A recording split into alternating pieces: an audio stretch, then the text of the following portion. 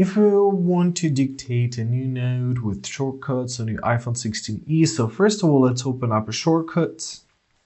Now let's press on the plus, and here in our search actions, we gotta find our dictate text. Great. Now as the next step, we need to choose create note. Great. Now here we should choose create note with, and here we have to find our dictated text option. Choose it and choose the folder where you want your notes to be saved.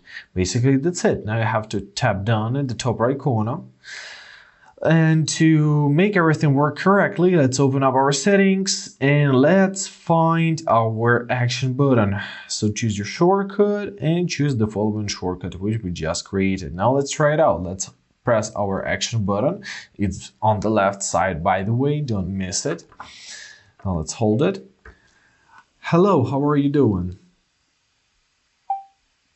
Alright, this is not what I said, but anyways, now you have to give a permission to save all the notes which you're using, right?